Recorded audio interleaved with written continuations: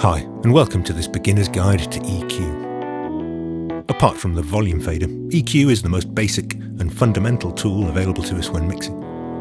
But learning how to use it effectively can be a difficult and frustrating process. So I'm going to try to distill down the most important information that I wish someone had shared with me when I first started out. The desk you see here is the 72-channel Audient ASP8024 installed at the Foundry Studios in Sheffield. And the channel EQs are much like the ones I first learnt on. I'm running a stereo mix through a pair of channels, which I've panned hard left and right. The EQ section above is actually split into two parts. The high and low shelving bands at the top can be switched in and out independently of the two mid bands below. And each section can be switched from the long fader path to the short fader path, so you can choose whether to record with the EQ or just apply it to the playback signal. If you're using a split console rather than an inline console like this one, or a live console, you will probably see a different arrangement with the low shelf at the bottom and the mid bands in the middle. Anyway, the shelving controls are not that dissimilar to the bass and treble tone controls found in the hi-fi amps. If I turn up the high shelving knobs, I can boost the high frequencies and make the mix sound brighter. And if I turn them down, I can make the mix sound warmer and darker. If I analyse the frequency response, we see that boosting results in a gentle upward curve towards the high frequencies. And cutting produces a symmetrical, smooth downwards curve. The high shelf EQ also features a frequency selector button with a choice between 10 kHz or 18 kHz. Pressing this button shifts the boost or cut up higher, so it has less effect on the upper mid-range. But with such a gentle curve, the EQ still reaches down well below 18 kHz. In a similar manner, I can boost the low frequencies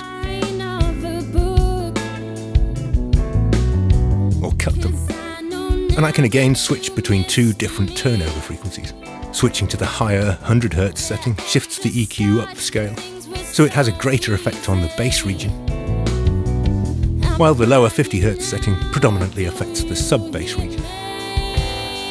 But again, the slope is very gentle, and 50 Hz denotes a point near the top of the curve rather than a specific sharp cutoff. Okay, let's move down to the mid-bands. We have two of them, one for the lower mid-range and one for the upper mid-range. And if I turn up the gain controls, the result is a bell-shaped boost with symmetrical smooth curves above and below the center frequency. A fully parametric EQ like this one will also provide a frequency control, so you can set the center frequency of the bell. And also a Q or bandwidth control to set the width of the boost or cut. In this case, turning the knob down makes the bell sharper and narrower with steeper sides, while turning it up results in a wider curve with a gentler gradient on either side of the center frequency. The upper mid-band is exactly the same, except the frequency knob has a different range, with a lower limit of 450 Hz instead of 50, and an upper limit of 20 kHz instead of 1.5. This is quite a generous range for the two mid-bands. 50 Hz is much lower than most desk EQs will allow for the low mid-band, as this is actually right down in the sub-bass region. And likewise, 20 kHz is much higher than most desk EQs will allow you to set the upper mid-band. Of course, while these knobs are calibrated in Hertz or kilohertz, unless they're set to one extreme or the other, you never really know precisely what frequency they're tuned to.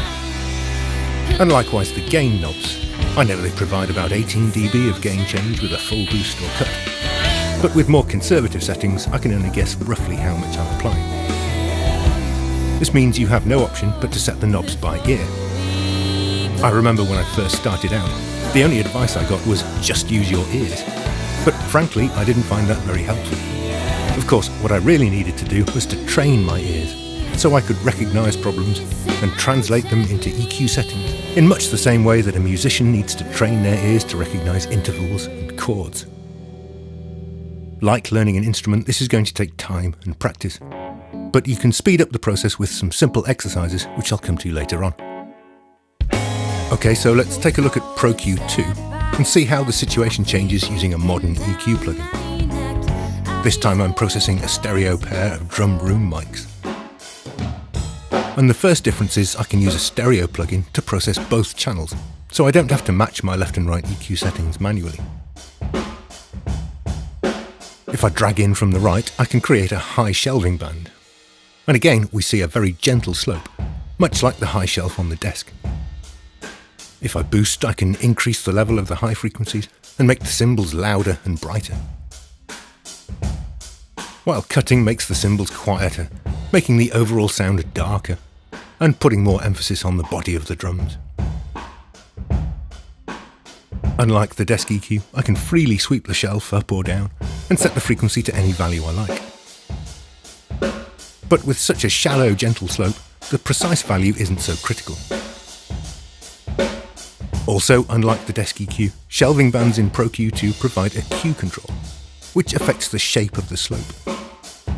Turning this up towards 1 makes the gradient steeper, and we start to see why the shelving type is named as it is.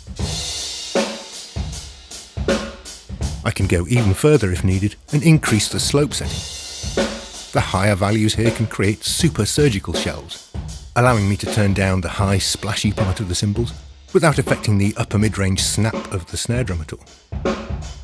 But beware that these steeper shapes will usually sound more unnatural and more obviously processed, especially when boosting instead of cutting. For sweet-sounding, transparent changes, it's usually better to stick to the default 12 dB per octave slope. Or even the 6 dB type, which doesn't have a Q control and is fixed at a gentle gradient, much like the desk EQ. Okay, so let's double-click somewhere in the middle of the graph to create a bell-shaped midband. Like the desk EQ, this has 3 main parameters. Gain, to set the amount of boost or cut. Frequency, to set the center frequency of the bell. And Q, to set the width. While the desk EQ is very generous with the frequency ranges provided for the midbands, Pro-Q2 is more generous still, and midbands can be swept all the way down to 10 Hz, or all the way up to 30 kHz if you really need to. There is a slightly more significant difference when it comes to the Q control, however. Turning this up makes the band narrower. Unlike the equivalent knob on the desk, which makes the band wider when you turn it up. Actually, there are 2 different ways to define the width of a band.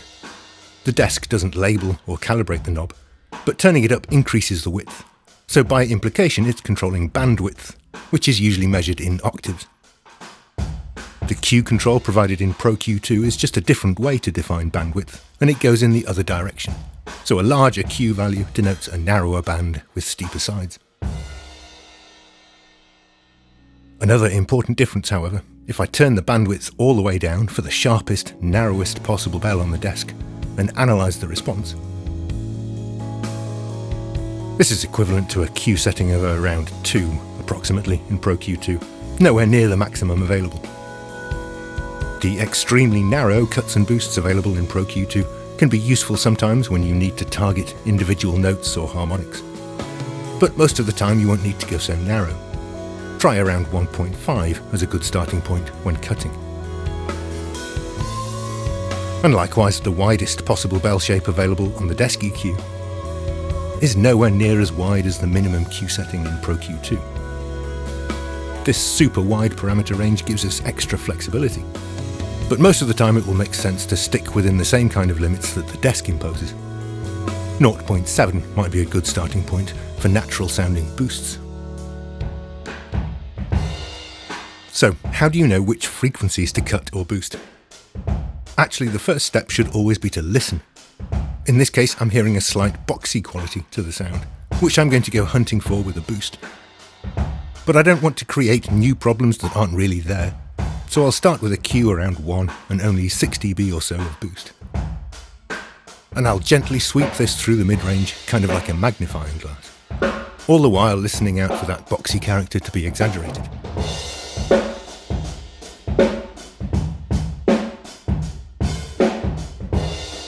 And I'm finding this at about 500 Hz, so let's cut this region back instead. Notice that while the analyzer does show a bit of a build-up in energy around that region, there's nothing in the graph to indicate that this is a problem, while other obvious peaks elsewhere are not. Nor is there any massive visual difference between the foreground signal showing the processed signal and the background graph showing the original input. While the graph is certainly useful, our ears are way more sensitive, and our EQ decisions all still need to be made with our ears, not with our eyes. Okay, so next questions. How deep should I cut, and how wide? Well, to an extent, these questions are related. Generally speaking, if you need to cut deeper, you may benefit from a narrower, tighter Q, so you have less effect on the wanted part of the spectrum to either side. If I enable gain Q interaction with the button in between the knobs, I can make this happen automatically. And I can now sweep the gain knob up and down without having to adjust the Q so much. When it comes to gauging how much cut to apply, it's important to realise that your ears will adjust themselves remarkably quickly to any frequency imbalance you're listening to. Listening to a signal with too much lower mid-range for a while, and then exaggerating that excess of lower mid-range further while hunting for the frequency to cut, might mean that our ears start to get accustomed to that unbalanced sound, and our corrective cut might then sound wrong as a result. A trick that can help here is to start by deliberately cutting too much, then slide that frequency back in gradually and approach the target from the other direction instead. But the most important point is, you can't make a final decision on this while the part is soloed. It's perfectly okay to solo channels while hunting for problem frequencies and applying basic corrective EQ. But the final settings can only really be assessed in context with the rest of the mix. I'm going to describe a scenario which may be familiar to some of you. You're balancing your mix and you want to hear more of the bass guitar, so you turn it up. Then you decide you need more electric guitar, so you turn that up as well. Then more keyboards. Now you want the drums to hit harder, so you turn those up as well.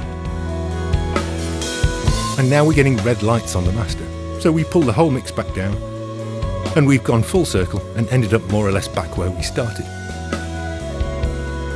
This kind of circular mixing is frustrating enough, but there is a worse scenario still. This time we want more bass, so we solo the channel and EQ it with no regard for the rest of the mix, probably making it louder in the process so we think it sounds better. Then we solo the guitar and EQ that in isolation, and so on for the rest of the mix. This time when the mix bus starts clipping and we turn it all down again, we're not just back where we started, we've probably got something far worse. Especially if you suffer from favourite frequency syndrome and you boosted the same frequencies on all channels. This is what I call the downward spiral of mixing, and this is to be avoided at all costs. In fact, every EQ change needs to be assessed within the context of the mix, and is likely to come back and bite you if you fail to do so. But this raises another problem. As you progress through your mix and EQ each channel, the context changes, so you'll probably need to go back and reassess your earlier decisions. This is perfectly normal. You shouldn't expect to be able to EQ each channel once and get the correct settings straight away, because correct settings will depend on other decisions that you have yet to make for other channels. This is something I'm going to look at in part 2. Meanwhile, I'm going to leave you with some ear training exercises as promised. First, I want you to build up a library of references, if you don't already have one. These should be well-produced commercial songs that you know sound good in all your usual listening environments. And they should probably include some examples in roughly the genres you work in. These mixes are going to become your reality checkers. Listen to them carefully on your studio monitors so you become intimately familiar with the way they sound. If you move to a new control room, or change your monitors, or add acoustic treatment, these mixes will help you to tune your ears to the new normality. So import these mixes into your DAW, turn down the gain to give yourself some headroom, and experiment with EQ boosts. I'm going to EQ my own mix instead to avoid any copyright issues. The idea is to become intimately familiar with the sound of each frequency band, so you can recognise when a certain region is too prominent. For example, the boomy character that results from too much 80 Hz. or the muddiness of too much 150. Up at around 400 or 500 Hz, we find the boxy character I cut from the drum room mics earlier. While up higher at around 800 Hz, we discover a honky nasal character. 1K5 sounds hard and edgy, while 3K is harsh and abrasive. And up at 8K, things get tinny and sibilant. The precise adjectives don't matter. You can substitute your own if you don't agree with my descriptions. The important point is that you should train your ears to recognise an excess of a certain frequency band, in much the same way that a musician will train his or her ears to recognise chords and intervals. That's all for now. Look out for part 2, which will look at using EQ to create clarity and space within a mix. Thanks for watching.